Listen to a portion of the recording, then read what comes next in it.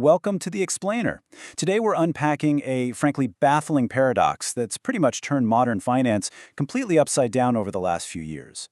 We're going to explore why the least informed retail investors out there, literally the people who seemingly know the absolute least about the stock market, are somehow consistently outperforming seasoned Wall Street veterans. Sounds completely backward, right?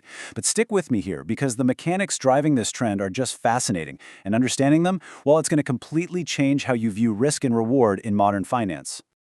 So, why exactly are the least informed investors winning? It's kind of the ultimate mystery box of our current economic era. I mean, for decades, we've all been told that success in the markets requires intense study, deep financial modeling, reading endless corporate reports, and paying almost obsessive attention to global macro news.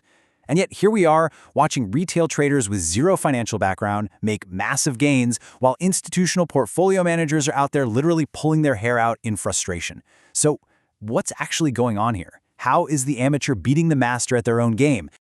Okay, let's dive right into this. On one side of the spectrum, you have your traditional Wall Street veterans. We're talking highly educated professionals, institutional hedge fund managers working 80-hour weeks. They're frantic, they're stressed, constantly analyzing data, trying to edge out the competition by just a tiny fraction of a percent. And on the flip side, you have what the data broadly labels the dumbest casual investors. Now, I say dumbest not to insult anyone's intelligence, but just to highlight a complete lack of traditional financial education. Think of the subreddit retail traders from the meme stock craze. They're blissful, totally unbothered, maybe making trades from the couch on their phone, and yet they've been wildly successful. On the surface, it makes absolutely zero sense.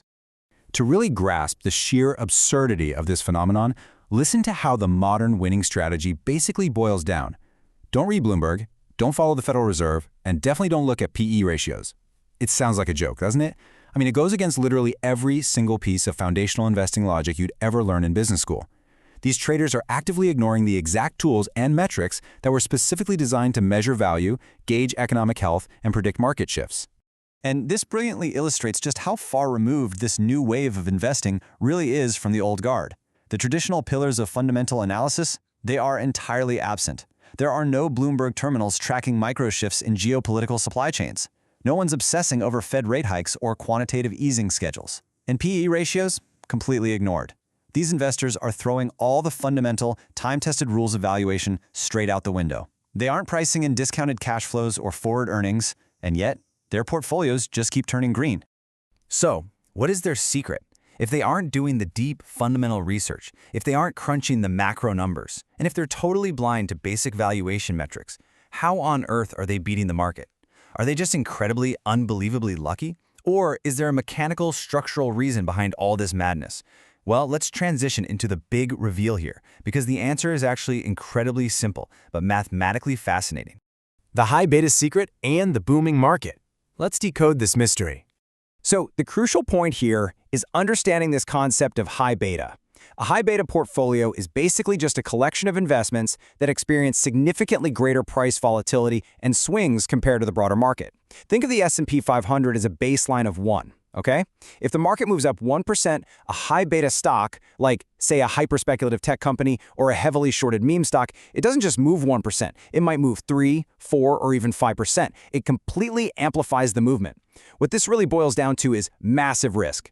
Casual investors are naturally drawn to the most hyped, volatile names out there, which means they're unintentionally taking on severely amplified levels of exposure. Let's see how this plays out. Because when you're in a massive bull run where prices just generally keep climbing, these high beta mechanics act like a giant multiplier.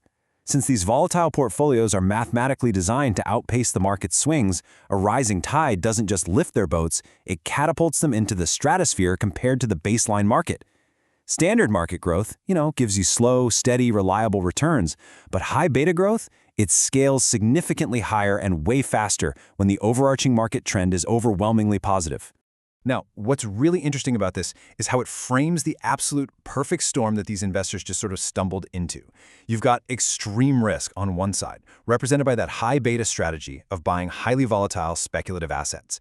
And then it meets favorable conditions on the other side, like an unprecedented, liquidity-fueled bull market. The casual investor didn't necessarily sit down, open up a spreadsheet, and calculate their beta coefficient. They just bought the most exciting, hyped-up companies they saw trending on social media. They took massive, totally uninformed risks.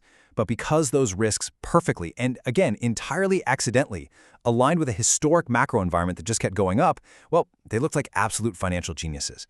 And that brings us to the ultimate, kind of sobering takeaway. It's not underlying genius, it's just bull market beta scaling. These uninformed investors aren't outsmarting Wall Street. They haven't cracked some secret code that the seasoned quantitative analysts somehow missed. They're simply the beneficiaries of a system where taking extreme, uncalculated risk just happens to pay out handsomely during a massive economic boom.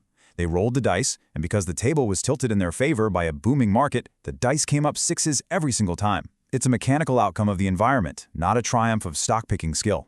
Which leads us to what is arguably the most important question you should be asking yourself as we wrap up this explainer. What happens to a high beta strategy when the boom actually stops?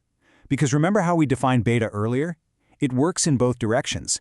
That exact same multiplier that shoots portfolios to the moon during a boom is the exact same multiplier that can drag them straight into the ground during a crash. If the market drops by 1%, that high beta portfolio drops by 3, 4, or 5%. It really makes you question the long-term sustainability of this accidental strategy, doesn't it? Something to really think about as you evaluate market cycles and risk. Because it's easy to look like a genius in a bull market, but eventually, the math always catches up.